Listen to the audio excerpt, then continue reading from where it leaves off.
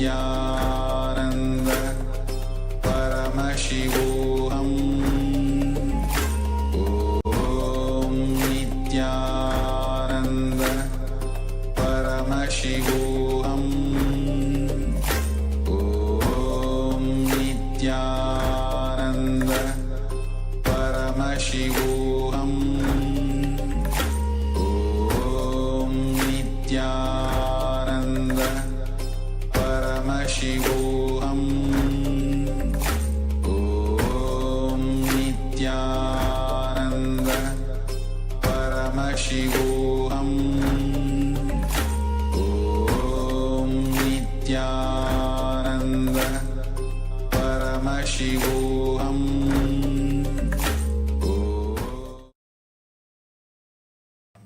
Nithyanandam, we welcome all the Paramashivoham participants to the first session of the day, Nithyananda Yoga. Let us now get ready for the yoga practice. Open the session with the Sadguru Vandanam. Sit straight with your head, neck and spine in a straight line. Join your hands in Namaskara Mudra in front of your heart center. Close your eyes, take a deep breath. Visualize Swamiji and chant along. Nithyanandam Paramasukadam Kevalam Jnanamurtim Tvandvatitam Gagana Sadusham Tattvamasyaadilaksham Ekam Nityam Vimalamachalam Sarvadi Sakshibhutam Bhavatitam Trigunarahitam Sadgurum Tam Namami. Next, you will chant the Shiva Mula mantra, Om Ham Haum Shivaya Namaha, 11 times. Please follow along internally. Om Ham Hom Shivaya Namaha. Om Ham Hom Shivaya Namaha. Om Ham Hom Shivaya Namaha. Om Ham Hom Shivaya Namaha. Om Ham Hom Shivaya Namaha. Om Shivaya Namaha. Om Ham Hom Shivaya Namaha. Om Ham Hom Shivaya Namaha. Om Ham Hom Shivaya Namaha. Om Ham Hom Shivaya Namaha. Om Ham Hom Shivaya Namaha.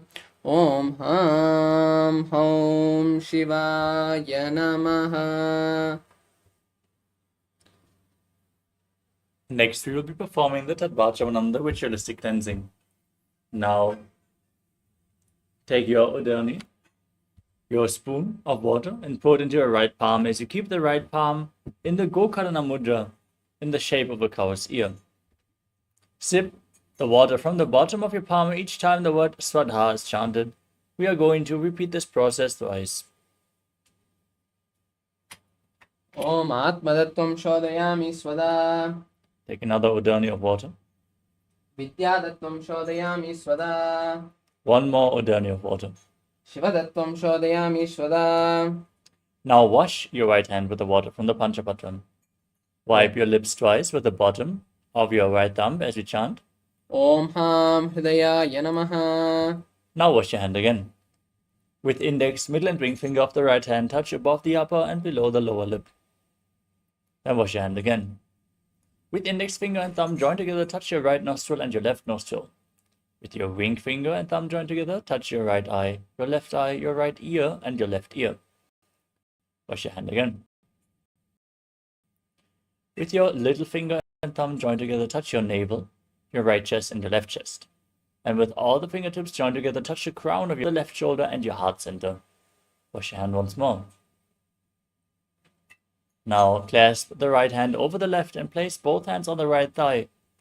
Close your eyes and set your sankalpa, your conscious resolution, what you want to manifest in today's Nithyananda Yoga session.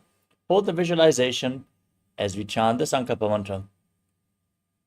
Om Mamo Partha Samasta Dhridaksha Dwara Bhagavat Shri Nithyananda Paramashiva Priyatyartam Shri Nithyanandeshwari Paramashiva Shakti Sameta Shri Nithyanandeshwara Paramashiva Priyatyartam Cha Adya Purvokta Evam Guna Visheshena Vishishtayam Asyam Shubhaditao Purana Arogya Yukta Dhridagatriya Yogik Sharira Siddhyartam परमशिवशक्त्याविष्करणार्थं नित्यानन्दयोगाभ्यासं करिष्ये। Now wash your hand once more. Om अपौपस्पृश्य And keep your Panchapatram and on your side, out of harm's way, so we can safely enter into the yoga practice. First, let us briefly cover the 12 components of KAILASA Nithyananda Yoga, which is asana, the physical postures, aligning your body to Paramashiva, preparing yourself to hold the intense conscious energy, pranayama, infusing the prana into your system through various different breathing techniques, controlling inhalation, retention, and exhalation. Mudra, the energy circuits which you perform with your hands, your limbs, and various other parts of your body, sometimes even your tongue, which seal the prana into the system and align your energy channels, activating the non-mechanical parts of the brain and aligning your intra-organs, your energetic organs, to Paramashiva. Bandhas, the energy locks, align your internal organs to Paramashiva by contracting certain diaphragms and muscles, and intensely pump the kundalini up along the spine and prevent it from seeping down again. The bandhas we're going to perform are of three kinds. The Mula Bandha, the root lock, contracting the perineal floor and pulling it up. Ujjana Bandha, the abdominal lock, contracting your stomach muscles above and below the navel and pulling your stomach in and up towards your spine. And the Jalandhara Bandha, the throat lock, tucking your chin to the chest and internally locking your throat muscles. If you perform all three bandhas at the same time, they make Mahamudra Bandha, to which you are going to refer multiple times throughout this sequence. Karana, the sacred dance postures and movements, gracefully moving your body in synchronicity, leads to intense awareness in your body as you align your physical movements to the cosmic movements. Karanas are 108. We're not going to perform all the karanas today, but we have a selected few throughout this asana sequence. Visualization. Visualizing certain animals, deities, and other living beings throughout the asana practice intensifies the manifestation of the asanas and aligns your thinking to Paramashiva, manifesting Mano Shakti, the power of thought. Japa, the internal repetition of mantras, awakens your Vishuddhi chakra and the power of Vak, which is the power of speech, as you align your speech to Paramashiva. We're going to project certain mantras on screen. Keep internally repeating those mantras as you visualize them rotating around your throat in a circular way. Our Acharya is going to chant the Sanskrit mantras, the words of Paramashiva himself, the Sanskrit instructions for all the asanas, providing the high energy space by chanting Mahadeva's words and giving the right context for the yoga practice. Weightlifting. As bodybuilding is a spiritual practice, as per the Supreme Pontiff of Hinduism, include weights into the yoga practice to intensify it. Keep some weights at the side of the mat. We are going to recommend certain asanas where you can hold the weights to intensify the asanas. Mandala, the geometric forms and figures, the lines and shapes representing certain gods and goddesses. You can see in the background of our acharyas, we are projecting the Shri Yantra, which is the representation of all the gods and goddesses. If you intensely gaze at the Shri Yantra, you mirror it into your inner space, and you map the macrocosmic energies into your microcosmos. So gaze at the Shri Yantra as much as possible. Abharana, the sacred Rudraksha jewelry, which acts as a spiritual battery, holding on to the spiritual energy for a long time and bit by bit giving it off to you as you are wearing it. So wear Rudraksha beads and keep your body in a high energy state. Finally, we have the component of Aushadha, the sacred alchemy science, Apply aushadas, the medicines, on your skin, and infuse prana into your system. With all those components, KAILASA Nithyananda Yoga is a sure shot for spiritual awakening, infusing intense prana into the system and aligning all our body layers to Paramashiva. Let us now enter into this ritual of yoga with the first asana of the sequence, Sukhasana. Now sit in a cross-legged posture with your head, neck, and spine in a straight line. Keep your hands on the knees in Bindu Mudra, index fingers and thumbs together. As you visualize Lord Shiva in your inner space, breathe in Samana Kumbhaka. Inhale deeply into your stomach. Hold your breath and visualize a flame being formed in your stomach and rising up your spine. Perform Mahamudra Bandha, all three bandhas, the root lock, the stomach lock, and the throat lock, all three together, and internally chant the japa Soham. तत्सुखासनमित्युक्तं वशक्तस्तत्समाचरेतासनं विजितं येन जितं तेन जगत्त्रयम्. Next up is Parvatasana. Now, place your feet onto opposite thighs and join your hands in Anjali Mudra, raising them up above your head. Keep your elbows straight and visualize yourself as Mount Kailash as you engage all three bandhas. अथ वक्षे महादेव पर्वतासनमङ्गलं यत्कृत्वा शरीररूपी स्यात् षट्चक्रादिविलोपनम्. Next up is Halipavasana. Now, join the soles of the feet together in front and slightly extend the feet away from the body.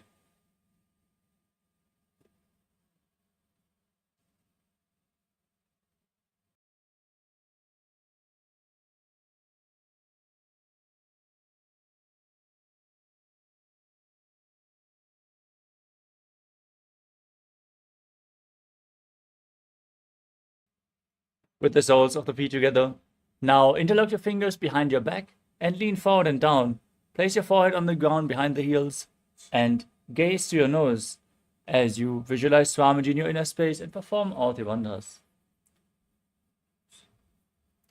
पूर्वविधियाहु मे जानो उभयपकतली सम्पुटिटानो पिष्टपचेदो कल्यावो दक्षिणकरसो वामगहावो.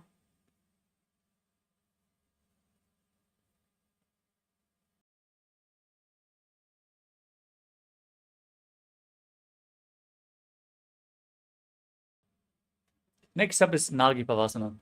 From the same posture, now extend your legs forward and place your hands flat on the mat and your forehead on the ground behind the heels. Gaze to your nose, engage all three bandhas and visualize yourself as a snake.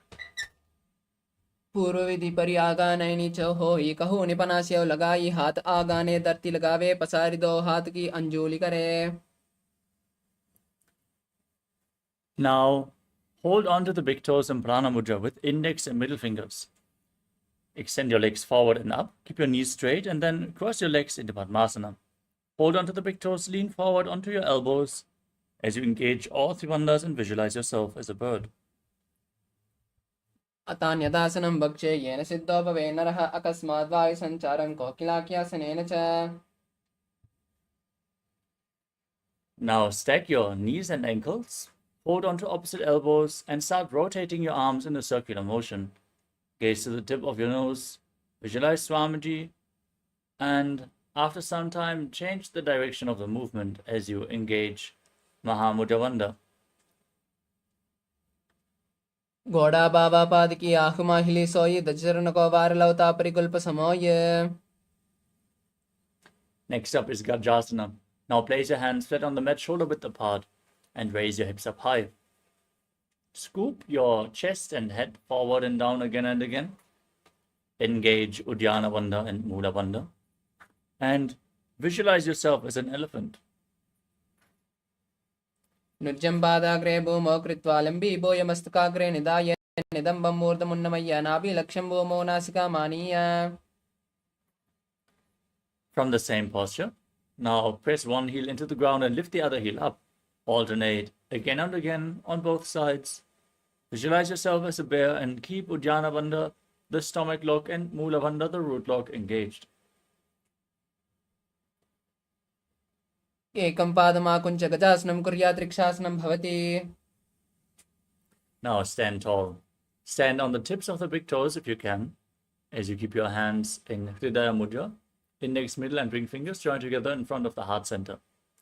Visualize Swamiji in your inner space and keep Jnanabandha and Mulabandha engaged in Vaishyasana. केशेन पादयुगलं दत्त्वा तिष्ठेत तोमुखः तव ईशावक्षे यत्कृत्वा सत्यवान् भवेत्. Next up is Urdhva Now stand in the Arimandi posture with the heels together, toes pointing outwards and your knees bent. Bring your hands to the chest and move one leg up along your body in a circular motion, following along with the respective hand. And repeat this movement on both sides again and again.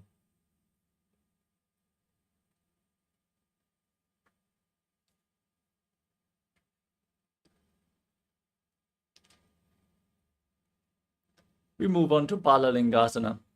Now interlock your fingers from the outside in Sarva Shankari Mudra. Pull your knee up towards your chest and pull it close with your hands. Stand erect on the mat like a rod as you engage all three bandhas and visualize yourself holding a baby. एकं जान उर्षियालिङ्ग्या सातव्यं बाललिङ्गनं भवति. Next up is Parapidanasana.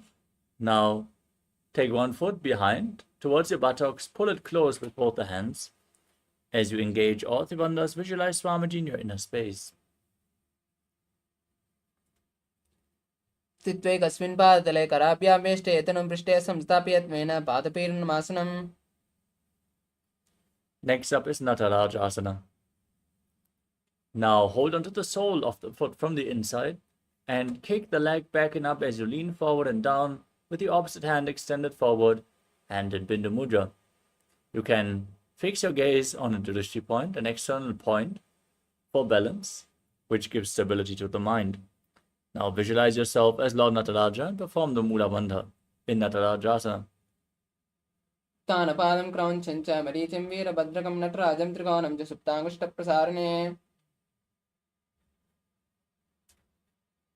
Now stand on the other leg, pull the knee up and repeat Palalingasana on the other side. एकं जान उर्षियालिङ्ग्या सातव्यं बाललिङ्गनं भवति. Pull the foot behind towards your buttocks. Repeat Parapidanasana on the other side. स्थित्वैकस्मिन् पादतले कराभ्यां वेष्टे एतनं पृष्ठे संस्थापयत्वेन पादपीडनमासनम्.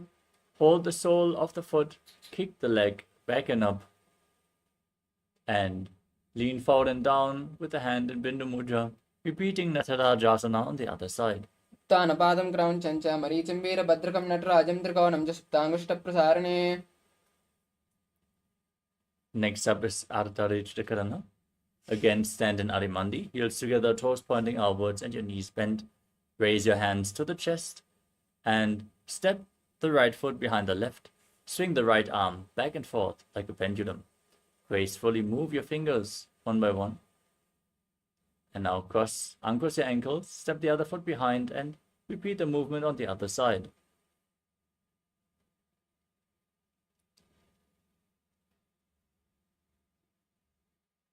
Next up is the skeleton dance. Now visualize yourself as a skeleton as you shake your body intensely. Hold the visualization of your bone structure and dance wildly. Holding the visualization will build integrity into your very bone marrow.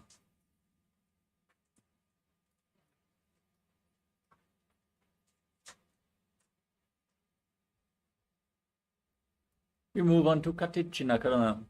Stand in Arimandi and raise your arms above your head, crossing your hands, palms facing backwards.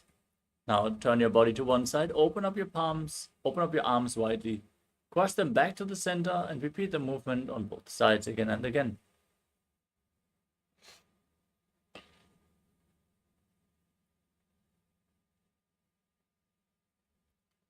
The next asana of the sequence is Tadasana. Now stand on the tips of the toes and raise your arms up parallel above your head.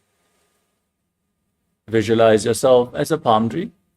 Breathe in Samana Kumbhaka. Visualize a flame rising up your spine.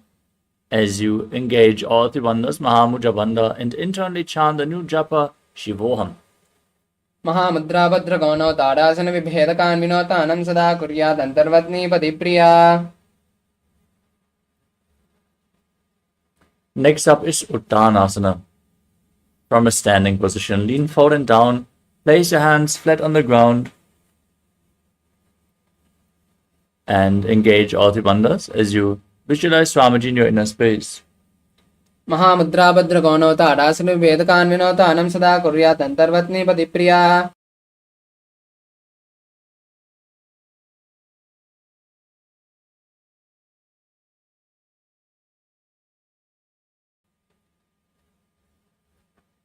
The next asana is Tadakshvasana. Now place your hands flat on the ground, shoulder width apart. Step your feet back into a plank position. Engage the Mula Bandha, the root lock, and the Jalandhara Bandha, the throat lock. Tuck your chin to the chest and rotate your head from side to side as you visualize Swamiji in your inner space. Gajasana Mastakam Varam Varam Dakshina Guksham Savya Guksham Naye Tarakshvasanam Bhavati.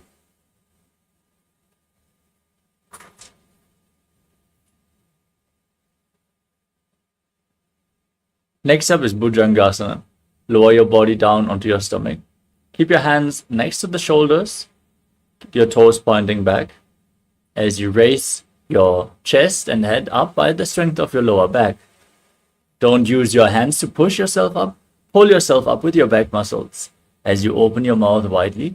Inhale through the hollow of your throat in Bhujangani Mudra as you visualize yourself as a cobra. Angushthana Viparyantam Madhobhuma Vininniset Karabhyam Chadaram Dritva Udashishapani Vahi. Next up is Shashasana. Now push your body up into a plank position and alternate, bringing one knee in towards the chest, back and forth. Breathe calmly through your nose in Sahajra Kumbhaka as you visualize Swamiji in your inner space. Gajasana Samsito Ekaikam Padam Puro Margena Brahmetva Kartavyam Shasanam Bhavati. From the same posture, now step one foot in between the two hands. Jump the front foot back and bring the other one in between the hands. Again and again as you visualize yourself as a chariot in Rathasana. Gajasana Samsito Janadvayama Kunja Varam Varam Kartavyam Rathasanam Bhavati. Now raise up. Keep the back toes facing sideways and the front knee bent at a 90-degree angle. Push your hips forward, raise your arms up above your head. Gaze to your third eye as you visualize yourself as Lord Virabhadra. Engage Uddiyana Bandha and Mula Bandha in Virabhadrasana. Vashishtamata Kaundyam Udavukkutameva Chashta Vakramato Mayuram Seda Bandhanam. Exchange the position of your feet. Again, bend your front knee, raise your arms, engage Uddiyana Bandha and Mula Bandha as you gaze to the third eye and visualize yourself as Lord Virabhadra with 8 arms in Virabhadrasana. Uttanapadam Kraunchancha Marichim Virabhadrakam Natrajam Trikonam Cha Suptangushta Prasarane. Next up is Vrikshasana. Now raise one foot to the opposite inner thigh. Keep your hands in Anjali Mudra and raise them up above your head. Engage Uddiyana Bandha and Mula Bandha as you visualize yourself as a tree. Vamo Ramula Deshecha Yamyam Padam Nidayato Tishte Vrikshabad Bhuma Vrikshasanam Midam Viduhu.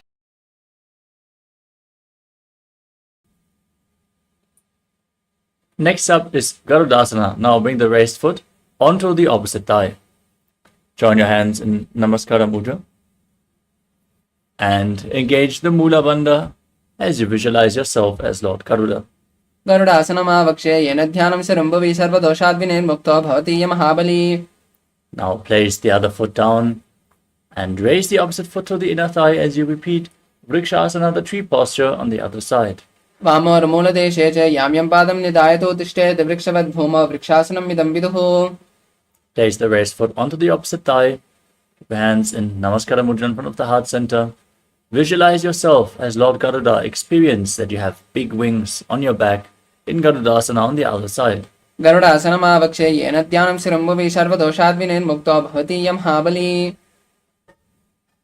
Next up is Trikonasana. Now step one foot forward and the other foot far back. Keep the back toes facing sideways.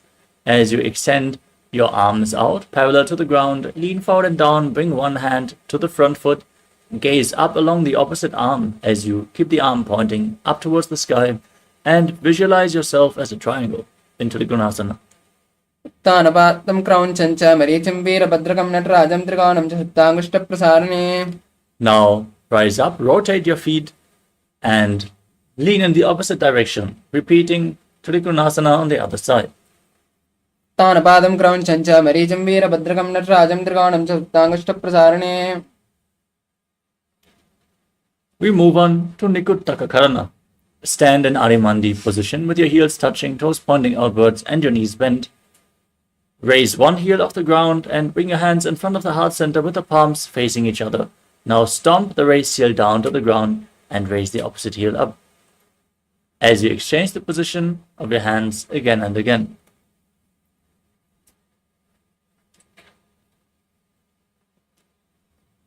Next up is Angushtasana. Now lower your body down onto your heels as you lift the heels off the ground, balance on your toes with the knees raised off the ground.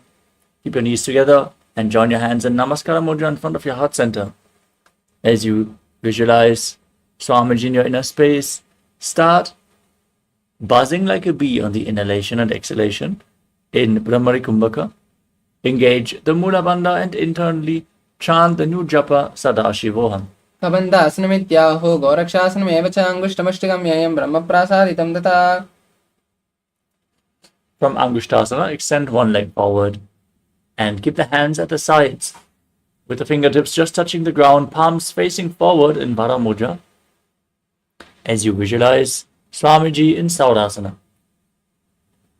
प्रसाद्यैकं पादतलं संस्थाप्य. Now lean forward and down, hold onto the big toe of the front foot and the back heel with the opposite hand. Visualize Swamiji in Vidhunanasana. गुल्पस्थितौ पादमेकं प्रसार्य तत्पादाकं संस्थित्य तत्करेण. Extend the opposite leg forward. Keep the hands again by the side as you repeat Saurasana on the other side. प्रसादेकं पादतलं संस्थाप्य. Lean forward and down, hold on to the big toe and the back heel as you repeat Vidhunanasana on the other side. गुल्पस्थितौ पादमेकं प्रसार्य तत्पादाकं संस्थित्य तत्करेण. Next up is Brahmadra Ankushasana. Now step your feet in, sit on raised heels, and create a gap between the knees as you place the back of your hands on top of the knees. Tuck your chin to the chest and gaze through the gap between the palms in Shambhavi Mudra, eyes open wide, unblinking, actually gazing within as you visualize Swamiji in your inner space. दो पनापानी होए वैसे AD दो गुड़ा निवेसे कौरपक दलिया की माही ice माहेरा से मिली. Now drop your knees down to the ground. Keep your toes tucked and sit on raised heels as you keep your hands on the legs, gaze to your nose, engage Uddiyana Bandha and Mula Bandha, and visualize yourself as sage Kapila Muni, the founder of the Sankhya philosophy. उबई पगतली समट हरावे तिनकी माहिली core मिलावे पनापानी उकड़ होए वैसे AD दो जोनी निवेसे.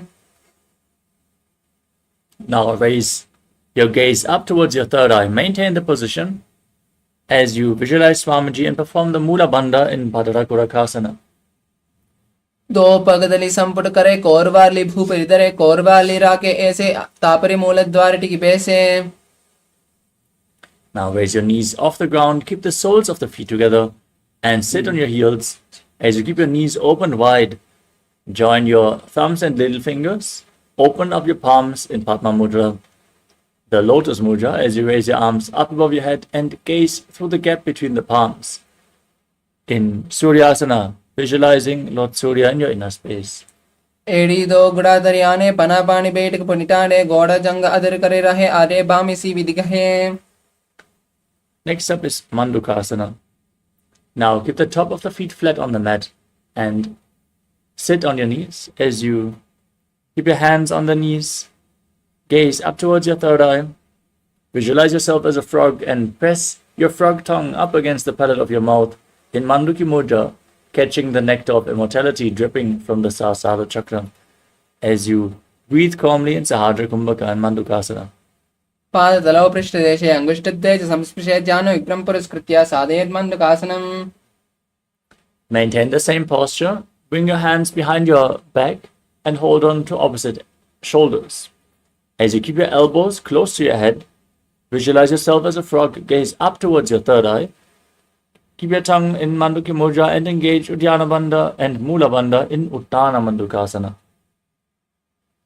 मण्डकासन मध्यस्थं कूर्पराभ्यां शिरं धृतः एतद्भ्येकवदुत्तानम् एतदुत्तानमण्डकम्. Next up is Simhasana, the lion posture. Now, cross your feet and sit on the heel. Keep your hands on the knees with the fingers spread. Stick your tongue out, gaze to your nose, and exhale forcefully again and again. As you visualize yourself as a fierce lion, perform the Mula Bandha as you do so. दक्षिणं संविकल्पेन दक्षिणेतरं हस्तौ जदान्वौ संस्थाप्य स्वाङ्गुलीश प्रसारि च. Next up is Padurasana.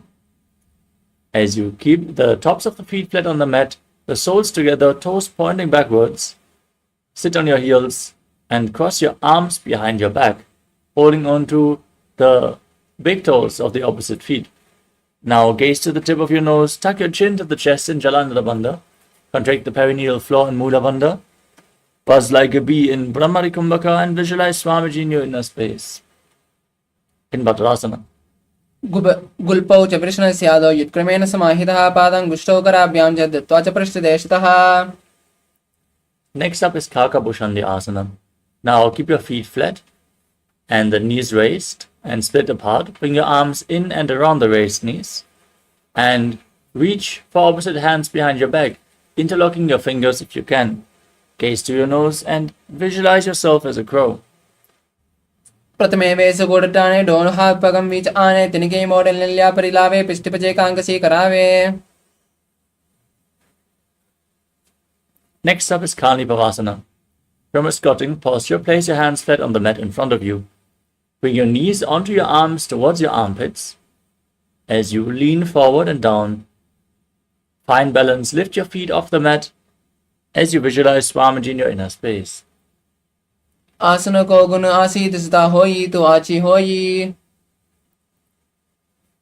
Next up is Kapali Asana. From the same posture, hands on the ground, knees towards your armpits, lean forward and down, place your head on the mat, lift your feet up, and then extend your legs up into a headstand. You can lean against the wall for support or ask a partner to aid you in the performance of this asana. Gaze to your nose, visualize Swamiji, form the Mula Bandha, and don't forget to buzz like a bee in Kapali Asana. शीश शीशा डरी रेगी पगदो मिलवा ऊंचा गुगरे पगदली आसी दिसता सुमरा से दो हाथा की हथेली दो. Gently lower your body down. Come to a squatting posture with your hands flat on the mat. Twist your body to one side. Align your knee and hip with your elbows as you lean onto your elbows and lift your body off the ground, extending your legs out to the side. Gaze up towards your third eye. Visualize yourself as a peacock. As you exhale deeply and hold your breath in Rechaka Kumbhaka and perform the Mula Bandha in Parshvamayurasana. मायूरं दण्डवत् कुर्यान् मायूरं दण्डनामकं कुर्यान् मायूरं पार्श्वाभ्यां मायूरपार्श्वनामकम्. Now twist your body in the opposite direction. Lean on your arms, balance. Gaze up to your third eye. Visualize yourself as a peacock as you repeat Parshvamayurasana on the other side. मायूरं दण्डवत् कुर्यान् मायूरं दण्डनामकं कुर्यान् मायूरं पार्श्वाभ्यां मायूरपार्श्वनामकम्. Now keep your hands flat on the ground, shoulder width apart. Step your feet back into Tarakshvasana, the plank position. Step one foot outside the shoulder and in between the two hands. As you push your hips forward, contract the perineal floor, Mula Bandha. Gaze up towards your third eye and visualize yourself as Lord Kala Bhairava, the Lord of Time in Bhairaganathasana. आसन को गुण पीति जायी. Now step the front foot back, bring the other foot in between the hands. Push your hip forward, gaze up, visualize Kala Bhairava as you repeat Bhairaganathasana on the other side. आसन को गुण पीति जायी. Step the front foot back and place your forearms on the ground. Lower your body down onto your forearms as you slightly walk your feet forward, raising your hips. Gaze up towards your third eye. As you raise your head, visualize Swamiji in your inner space in Unmukha Pitasana. భూన్యస్తౌజానుని హస్తౌ చతుష్పదమాన్ముఖముత్తాపితాంగుళ చతుష్పదమ బిరుక. Now rise back onto your hands and rotate your body onto one hand. As you lift the other hand up towards the sky, gaze upwards and visualize yourself as Sage Vashishta in Vashishtasana. ఊర్ధ్వకుక్కుట వాసిష్ట మరీచిహల మత్స్యకంబరి విత్తం చోదరస్య వివిధం ధనురాసనం. Place the hand on the mat, rotate your body in the opposite direction. Repeat Vashishtasana on the other side. ఊర్ధ్వకుక్కుట వాసిష్ట మరీచిహల మత్స్యకంబరి విత్తం చోదరస్య వివిధం ధనురాసనం. Next up is Anjani Asana. Now sit with your legs extended forward, the knees straight, toes pointing upwards. Bring your hands below your buttocks with the palms facing up. As you gaze towards your nose, visualize yourself as Lord Hanuman. Exhale deeply in Rechaka Kumbhaka. Perform Jalandhara Bandha and Mula Bandha. As you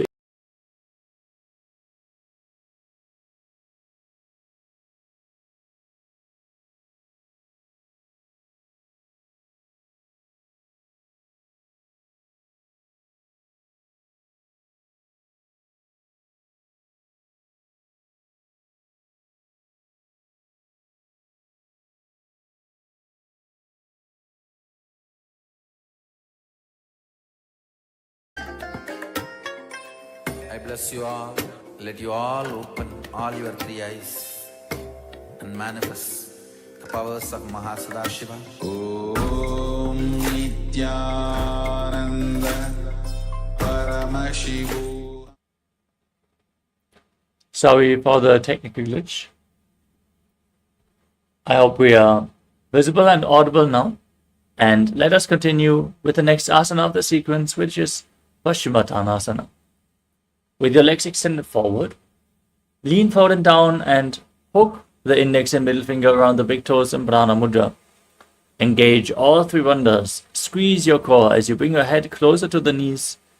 Visualize Swamiji in your inner space.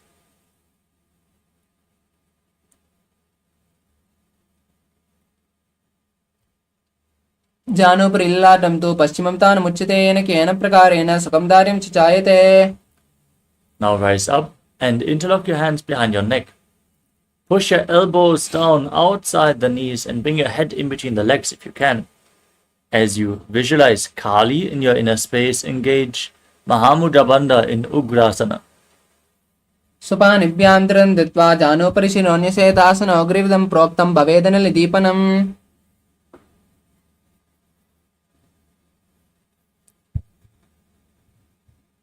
The next asana is Marichi Asana. Now step one heel in close towards the perineum. Keep the knee raised. Bring your arm in and around the raised knee and interlock your fingers behind your back.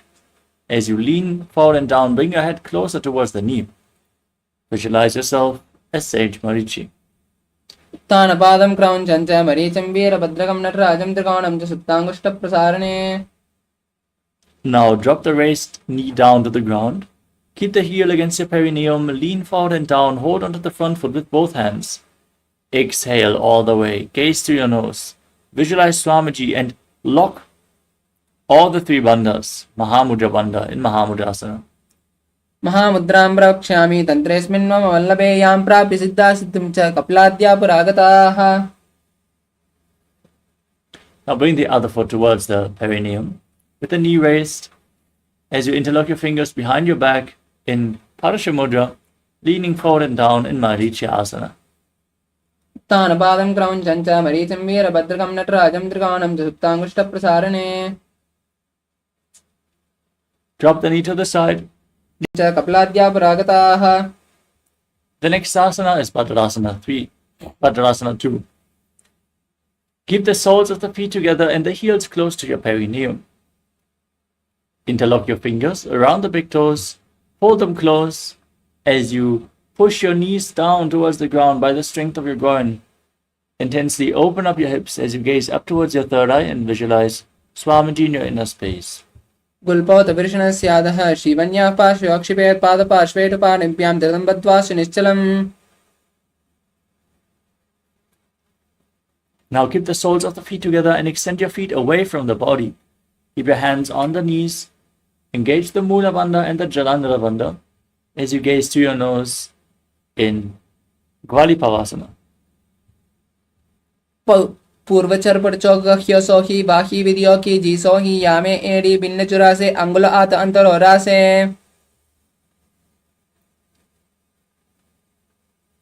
The next asana is Joni Asana. Now keep the soles of the feet together closer towards your perineum. Hold the soles of the feet with your hands and lean forward and down, placing your face on the feet, visualizing the Yoni Mandala, which is the visual representation of Devi Paramashiva Shakti herself. You can see the Yoni Mandala projected in the top right corner of the screen. दो पगतली संपुट करे एडिमेड के डिंग दरे अर्ध आत को अंतर रासे लिलाट पगतलिया ऊपर दासे. Next up is Midaki Pavasana. Keep the heels together and the toes apart as you extend your legs away from the body. Extend your arms out to the side and lean forward and down. Bring your forehead on the ground behind your heels as you place your palms down far away from your body. Gaze to your nose and visualize Swamiji in your inner space. Again, exhale deeply in Rechaka Kumbhaka.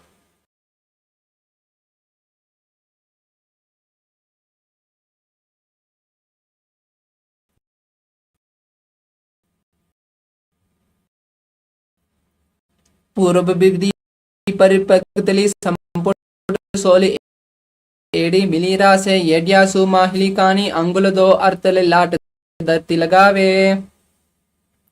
Next up is Siddha Samadhi Asana. Now, keep the toes. Bring your arms below the shins. Lean forward of the feet as you bring your nose and visualize Lord Surya in your inner space in Siddha. दो पगतली संपुट करे सोलमेड आगा मेदरे अंगुल आत अंतरोरा से लिलाट पगतलिया ऊपर दासे.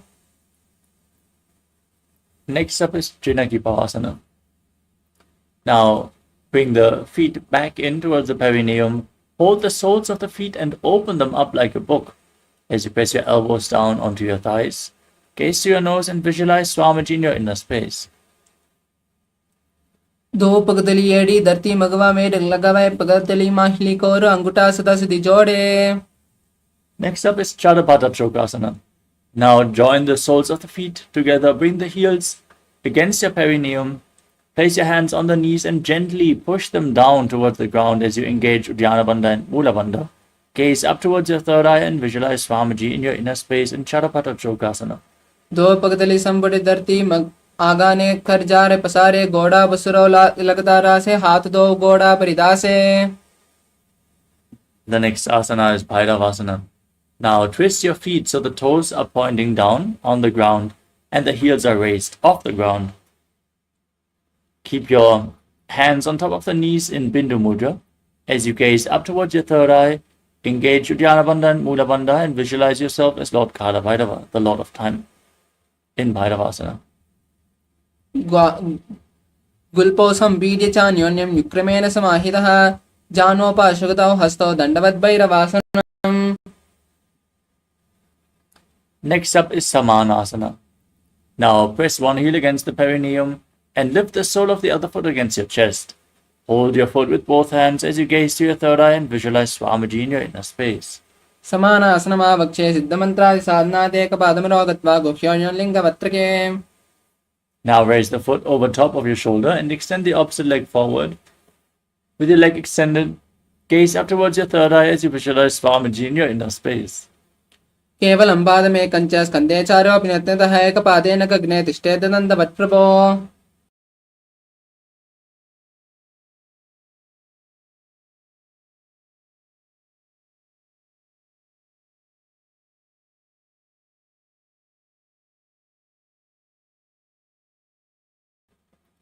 Now repeat Samanasana on the other side. Pull the other foot against your chest. Place the other heel against your perineum. Visualize Swamiji and lock the root center as you hold your breath in the Muladhara chakra. समानासनमावक्षे सिद्धमन्त्रादि साधनादेत एकपादमरो दत्वा गुह्योन्लिङ्गवत्रके. Now raise the foot over your shoulder and extend the opposite leg forward as you repeat Apanasana on the other side. केवलं पादमेकं च स्कन्धे चारोऽप्य ततः एकपादेन गगने तिष्ठेत् दन्तवत् प्रभो. Now stack your knees, keep the heels outside the hips. Place your hands on the top knee as you gaze to your nose. Visualize the face of a cow in your inner space. Breathe in Siddhkari Kumbhaka, pressing your tongue against the palate of your mouth and hissing through your teeth as you inhale without your tongue touching the teeth. Form the Mula Bandha and internally chant the new japa Om Nithyanandoham. सव्ये दक्षिणगुल्पन्तो पृष्ठपार्श्वे नियोज्य दक्षिणे पिता सव्यं गोमुखं गोमुखं यथा.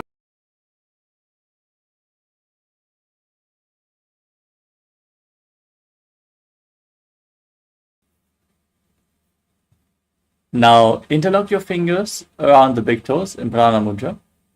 Engage Uddiyana Bandha and Mula Bandha and visualize yourself as a Rishika Anasuya in Anasuyasana. दक्षिण गोड़ोनी कोटाने वामोता के ऊपर आने गोड़ा संधि मिलावे भारी आड़ा पुनि पुनि दे संधि पसारी. Hold the visualization. Interlock your fingers behind your back in Parusha Mudra. Lean forward and down. Bring your chin over the knee, nose towards the ground. Try to touch the ground with your nose as you gaze to the nose in Anasuyasana too. जीमना गोड़ा की संधि उपरिदावा गोड़ा की संधि मिलावी रासे गोड़ा शोले भगतल्यालो आडवाई सूदारा से. Now keep one heel against the perineum and step the other foot flat on the ground in front. Keep the knee raised against your chest, hands on the respective knees. Gaze to your nose. Visualize yourself as Lord Garuda in Garudasana too. Around the neck and twist your elbows outside the raised knee. As you gaze to your third eye, visualize yourself as Sage Narada in Naradasana. Keep the opposite knee raised as you hold onto the big toe and the shin of the opposite leg. Gaze to your nose and visualize Matsya, the fish avatar of Lord Vishnu. The Mula Bandha, visualize the face of a cow in your inner space. Don't forget to breathe in Siddhkari Kumbhaka. सव्ये दक्षिणगुल्पन्तो पृष्ठपार्श्वे नियोज्य दक्षिणे पिता सव्यं गोमुखं गोमुखं यथा. Your three eyes and manifest the powers of Mahasadashiva. Om Nithya.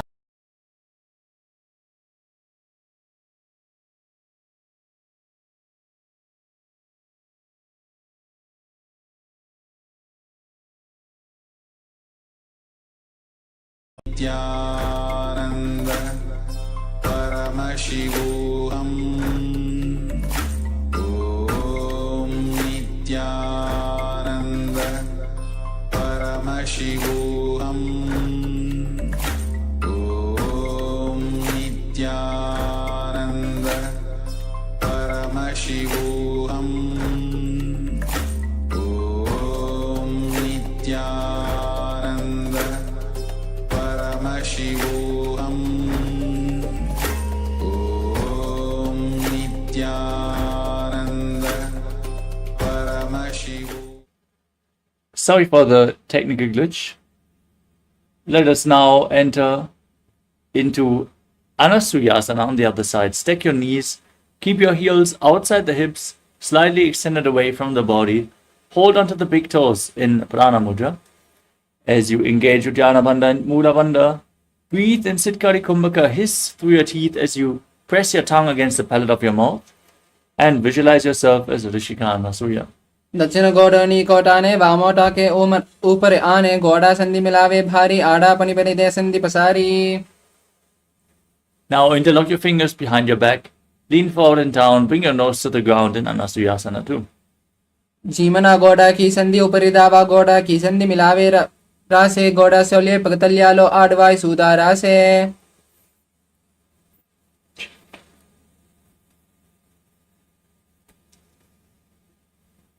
Next up is Garudasana too. Now keep the other foot against your perineum, opposite foot flat, knee raised, hands on the knees. Again, visualize yourself as Lord Garuda in Garudasana too. धवव मोड़ी येडी माहिलम गुल्पमूल द्वारनी चेदेज बेसे जीमनी पकतली धरती टेगी गोडो ऊंचो उबो रासे. Raise your perineum onto your heel. Interlock your fingers around your neck. Twist your elbows outside the raised knee. As you gaze to the third eye and visualize Sage Narada and Naradasana. पिष्ट जुवाम पकतली केरी भूपरिता ही लगावे फेरी गोडा सुदो पनो है जोई दचपासी तेरा से सोई. Next, we will repeat Matsya Pitakasana on the other side. As you place the other foot onto the opposite thigh, hold on to the shin and the big toe of the opposite leg. Gaze to your nose and visualize Matsya, the fish avatar of Lord Vishnu. वामेन वामाङ्गुष्टन्तो गृहीतं मत्स्य पीठकं योनि वामेन संवेद्रा मेदारुपरि दक्षिणम्. Next up is Matsyendrasana. Now place one foot onto the opposite thigh and raise the opposite knee with the foot flat. Stick the foot over the opposite knee if you can. Otherwise, just keep it flat on the ground. Twist the opposite elbow around the raised knee as you keep the hand by the ear and place the other hand on the ground behind you. Twist your spine, gaze up to your third eye and visualize Matsyendranath, the master of Hatha Yoga. उदरं पश्चिमाभासं कृत्वा तिष्ठति यत्नतः नम्राङ्गं वामपादं हि दक्षजानुपरिन्यसेत्. Now extend your front arm down towards the foot and hold onto the big toe in Prana Mudra. Place the other hand on your respective ear as you gaze back and up and visualize yourself as a camel in Kupasana. आसन को गुण जोलो जाये. Place the back hand down on the ground behind you. Keep holding onto the front foot as you twist your spine even further in Matsyendrasana too. मत्स्येन्द्रपीठं झठरप्रदीप्तिं प्रचण्डरुक्मण्डलकण्डनास्त्रं मध्यासतकुण्डलिनी प्रबोधं दण्डस्य ददाहि पुंसाम्. Now extend your legs. Place the other foot on the opposite thigh as you twist your elbow around the raised knee, repeating Matsyendrasana on the other side. उदरं पश्चिमाभासं कृत्वा तिष्ठति यत्नतः नम्राङ्गं वामपादं हि दक्षजानुपरिन्यसेत्. Extend your front arm down towards the foot. Hold on to the big toe in Prana Mudra. Place the other hand on the ground behind you. Place the other hand on your ear as you gaze back and up and visualize yourself as a camel in Kupasana. आसन को गुण जोलो जाये. Now place the hand on the ground behind you and keep holding onto the front foot as you visualize Sage Matsyendranath in Matsyendrasana too. मत्स्येन्द्रपीठं झठरप्रदीप्तिं प्रचण्डरुक्मण्डलकण्डनास्त्रं मध्यासतकुण्डलिनी प्रबोधं दण्डस्य ददाहि पुंसाम्. Now place your feet onto opposite thighs and sit in Padmasana. Keep your hands on the respective knees. Gaze to your nose. Visualize yourself as Lord Shiva. Now press your tongue against the teeth and hiss through your teeth as you inhale. Engage all the Vandas Mahamudra Vanda and internally chant the new japa Om Nithyananda Mahasada-shivoham. आसनं द्विविधं प्रोक्तं पद्मं वज्रासनं तथा ऊर्ध्वोरिपति चेदद्दे उदे उभे पादते यथा.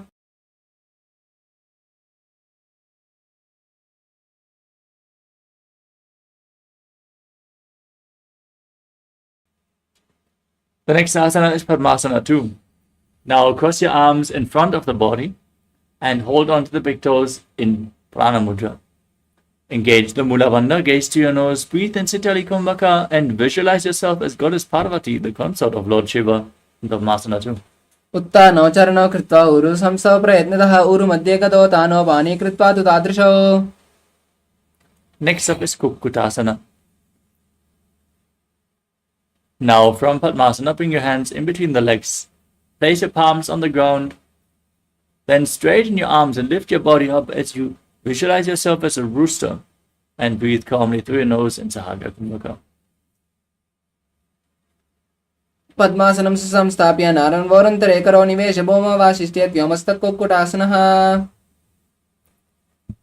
Now from Padmasana, raise up onto your knees. Place your hands flat on the ground with the fingers pointing towards your body. Lean onto your elbows, find balance and lift your legs up off the mat. Visualize Swamiji in your inner space in Baddha Kikyasana. रामवष्टिभ्यकरद्वयेन तत्कूर्परी स्थाने ताभिपार्श्वः उच्चासनो दन्दवदुत्तिकत्ये माह्यूर्मेतं प्रविदन्ति पीतम्.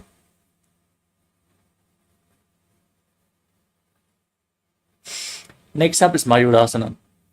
As you keep your hands flat on the ground, fingers pointing backwards, extend your legs and place your elbows near your navel as you lean forward. Find balance and lift your legs off the mat. Visualize yourself as a peacock. अथ वक्षे महादेव मयूरासनमुत्तमं भूमौ निपात्य हस्तत्वगूर्परोपरि देहकम्. Now place your entire body on the mat. Place your forehead on the ground and interlock your fingers around your neck. As you keep your toes pointing outwards, twist your feet so the heels come down and the toes point to the side. Visualize yourself as a crocodile in Makarasana. अध्याससेते हृदयं निधाय भूमौ च पादौ च प्रसार्यमाणौ.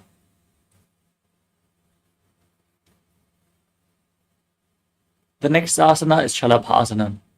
Now place your hands next to the shoulders and join your feet together as you lift your legs, your entire legs up off the mat.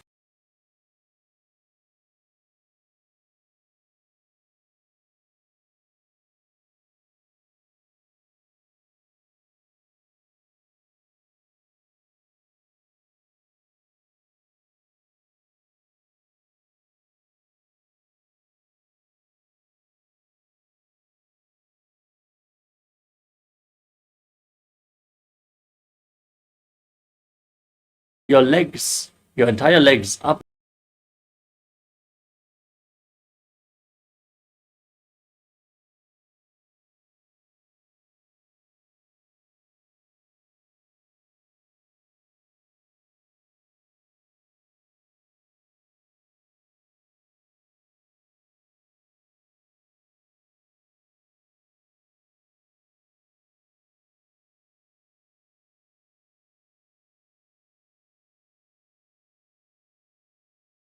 Paramashivoham Om Nithyananda Paramashivoham Om Nithyananda.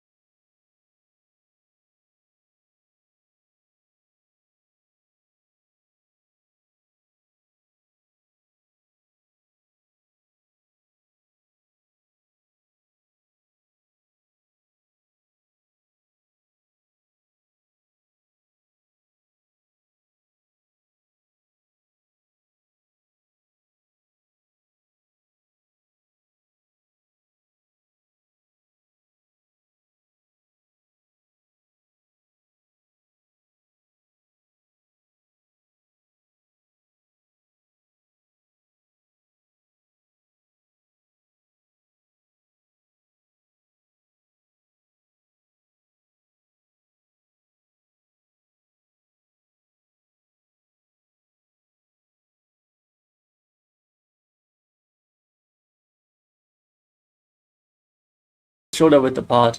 Interlock your fingers.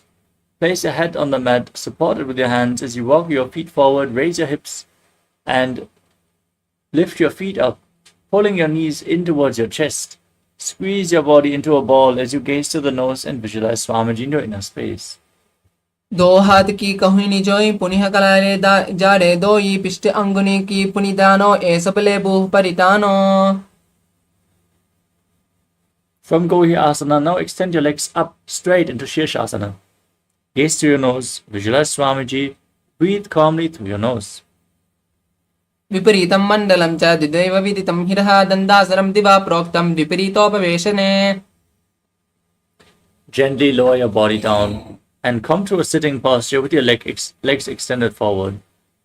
Get ready. We are going to now enter into a sequence of rapid exhalations in Bhastika Kumbhaka.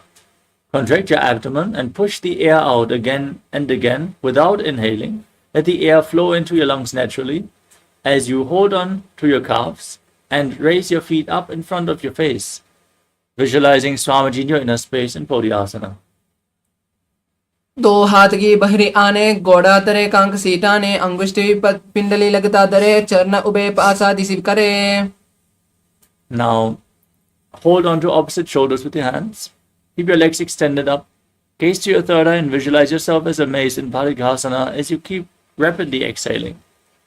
उत्तान शयनं कृत्वा पादौ मिलित्वा प्रसार्य नितंबं भूमौ स्पृश्य हस्ताभ्यां कन्द्रां दत्त्वा. Now extend your arms out in front. Keep your legs raised.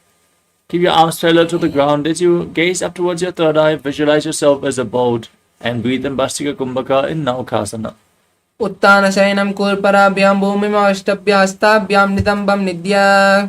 Now join the soles of your feet and pull the feet towards your chest as you scoop your hands below. Gaze to your nose and visualize yourself as Lord Rudra in Rudrasana. पगतली संपुट करे हस्तास्य पगा ऊंचा पगा का अंगूठा दो लेयो परली काली तालवे. Relax. Lay down on your back with your feet flat, the knees raised off the ground. Place your hands on the ground behind your heels and push your hips up off the mat. Tuck your chin to the chest, contract the perineal floor as you breathe in Mocha Kumbhaka, pushing the air out through the engaged throat lock as you gaze to the nose and visualize Swamiji in your inner space in Unmukha Pitasana too. ऊर्ध्वे च झानुनि कृत्वा शवित्वोद्वमुखं तथा उत्ताप्य हस्तौ तिष्ठेतु पीठ उन्मुखनामके. Now lay down flat on your back. Keep your hands by the side of your hips, palms facing upwards. Perform Shakti Chalan Mudra. Intensely pull the Kundalini Shakti up along your spine. Relax from any micro movements of the body and mind as you visualize that your body is dead and the Supreme Pontiff of Hinduism is liberating you in Shivasana as you internally chant Om Nithyananda Paramashivoham. Adha Shavasanam Uttanam Shavavad Bhumau Shayanantu Shavasanam Shavasanam Shantiharam Chitta Vishranti Karanam.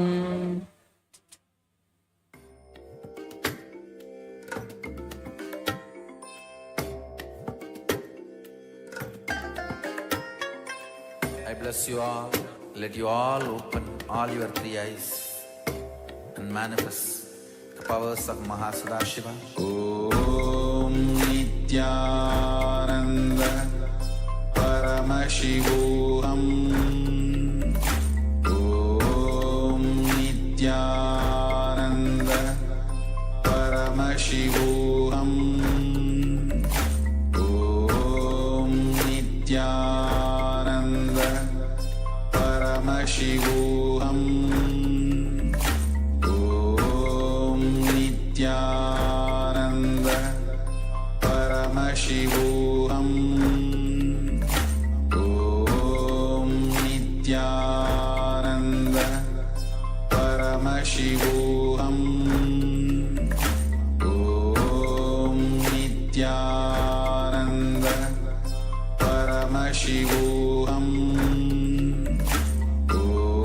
Om Nithyananda Paramashivoham. Om Nithyananda Paramashivoham.